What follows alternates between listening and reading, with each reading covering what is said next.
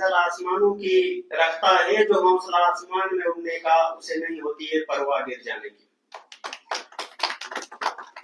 जम्मू कश्मीर के चनाबली belt, north Kashmir, south Kashmir, Pir Panjal और कठुआ और जम्मू के जितने भी इंटेलेक्चुअल्स लोग हैं वो सभी लोग यहाँ पर उपस्थित हैं। सभी लोगों को मेरी तरफ से क्रांतिकारी जय भीम, जय भारत और लाल सलाम।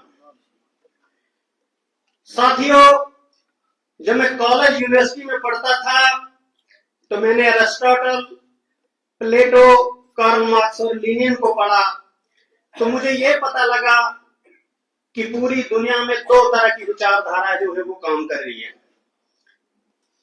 पहली वो विचारधारा जो रूढ़िवादी परंपराएं, राष्ट्रवाद की बात करती है, जो व्यक्ति की स्वतंत्रता की बात करती है, निजीकरण की बात करती है, समानतावादी पूंजीवादी व्यवस्था जिसमें ऊंच नीच और भेदभाव है, और वह समाज में होने वाले सुधारों की बात नहीं करती है, परिवार के सुधारों की बात करती है। दूसरी वो विचारधारा जो मुझे समझ आई, जो हमेशा ही समाजवाद, धर्मनिरपेक्षता, लोगों के कल्याण के लिए और मजदूर, किसान, कारीगर के हकों की वकालत करती है। उसमें साम्यवाद और सोशलिज्म के प्रति उसकी ये दायित्व बनता है।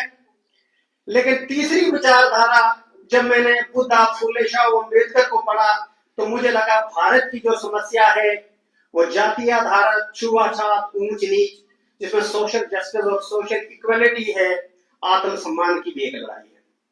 तो मैंने अपने जीवन में यह प्रण कर लिया कि मैं हमेशा ही समाजवाद, धर्मनिरपेक्षता के आधार पर social justice, social equality, social fraternity और सोशल डेमोक्रेसी पर हमेशा बात करता रहूंगा।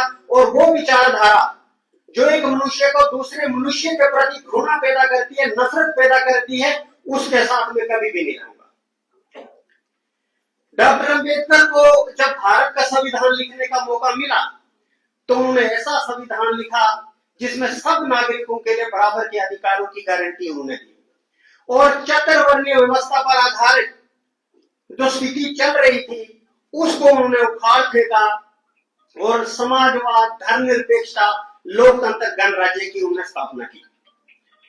साथ में उन्होंने ये भी कहा कि संविधान से आप लोगों को कानूनी परिवर्तन मिलेगा, लेकिन सामाजिक और व्यवहारिक क्षेत्र में काम करने के लिए आपको शिक्षा और संस्कृति के क्षेत्र में काम करना होगा। संविधान से आपको अन्याय के खिलाफ विरोध करने का अधिकार तो मिला, संविधान से आपको राजनीतिक, सामाजिक और आर्थिक अधिकार मिला। इसमें कोई शक नहीं है कि जितने भी शोषित थे, मजदूर थे, किसान थे, कारीगर थे, उनको अपने कॉन्स्टिट्यूशन राइट मिले।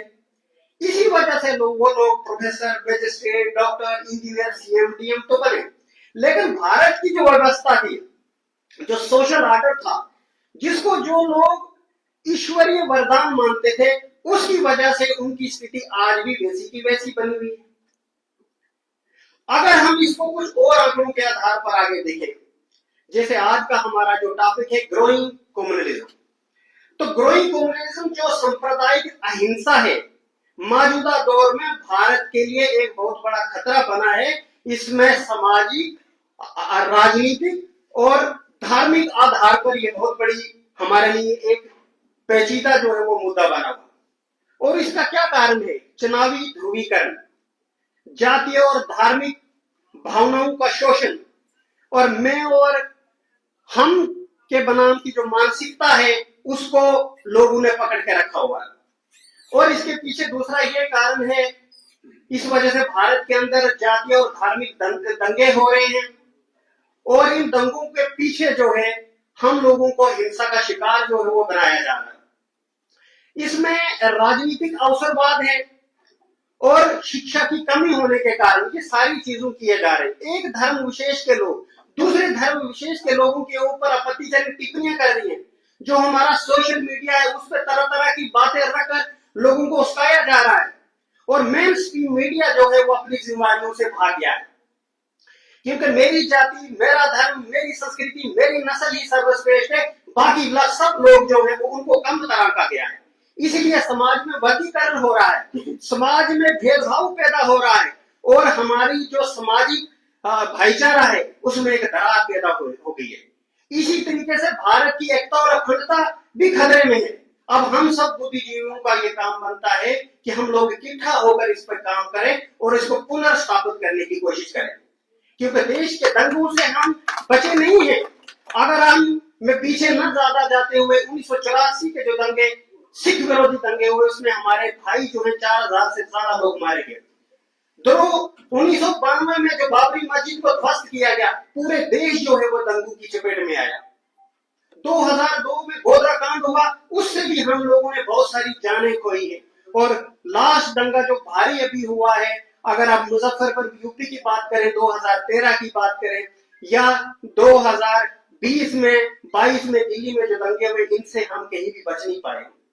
इसलिए हमारा ये कर्तव्य बनता है कि इन चीजों दंगों को रोका कैसा जाए।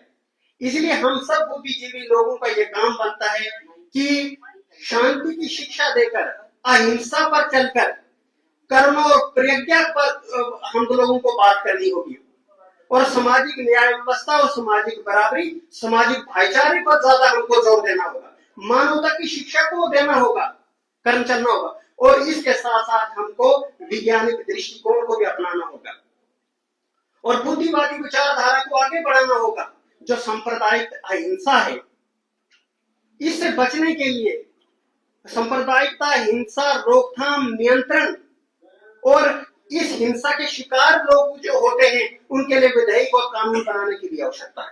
इस पर भी हम लोगों को काम करना चाहिए और अपनी रिकमेंडेशन, अपनी सुजेशन जो है, जो हमारे एमएलए हैं, मिनिस्टर हैं, विधायक, उन तक ये बात पहुंचनी चाहिए। अगर हम भारत के मौलिक अधिकारों की बात करें तो जो संवैधानिक अधिकार है, जिसमें अभिव्यक्ति की आजादी, जिसमें असहमति, आज बोलना जो है वो अपराध बन गया है, आज सवाल करना अधर्म हो गया है। तो आर्टिकल 14 से लेकर 18 तक उस संविधान के जितने भी अनुच्छेद उनकी धज्जियां उड़ा दी गई हैं। आर्टिकल 19 लगभग खत्म हो गया है, और आर्टिकल 22 से लेकर 26 तक जो आपको धर्म की अपनी आजादी देता है, अपनी संस्कृति की आजादी देता है, अपनी शिक्षा की आजादी देता है, उस पर पूरी तरह रोकथाम लगा दी गई है। इसलिए जो डेमोक्रेटिक इंस्टीट्यूशन है, उसके अंदर जो सोशल जस्टिस और सोशल इक्वलिटी का कंसेप्ट है, उनसे अब आप उम्मीद मत रखिए, क्योंकि दक्षिण कट्टरपंथी विचारधारा के लोगों ने सारे भी हमारे जो डेमोक्रेटिक इंस्टीट्यूशन है उनको हाईजेक कर लिया है। उनमें फ्री, फेयर एंड ट्रांसपेरेंट उम्मीद नहीं है अब आप। इसलिए आर्टिकल 32 जो संविधान की आत्मा मानी जाती है, उसकी भी धज्जियां उड़ा दी गई हैं, क्योंकि संविधान के जो कॉन्स्टिट्यूशन राइट है, आपके जो मौलिक अधिकार हैं, उनको आपको सुरक्षित करने के लिए सुप्रीम कोर्ट जाना पड़ता है। लेकिन सुप्रीम कोर्ट या डेमोक्रेटिक इंस्टीट्यूशन, उनके हालात भी तो आप देख सकते हैं। इसलिए parties of constitution, secularism, socialism, mutual understanding, cooperation, और सबसे ज्यादा इन चीजों पर हमको बात काम करने की जरूरत है, क्योंकि तभी जाकर आप जो है सोशल जस्टिस और सोशल इक्वलिटी को स्थापित कर सकेंगे, डेमोक्रेसी को स्टेबलाइज कर दोगे। अगर ये सारी चीजें नहीं होती हैं तो तानाशाह अपनी चरम सीमा पर है। उसका नियंत्रण जो है, हम चाहते हैं किसी भी एक विशेष व्यक्ति का, किसी एक पार्टी का, किसी एक विचारधारा का अधिकार इस देश पर न हो, क्योंकि ये देश सबका है। हम उस विचारधारा से लेके चलेंगे।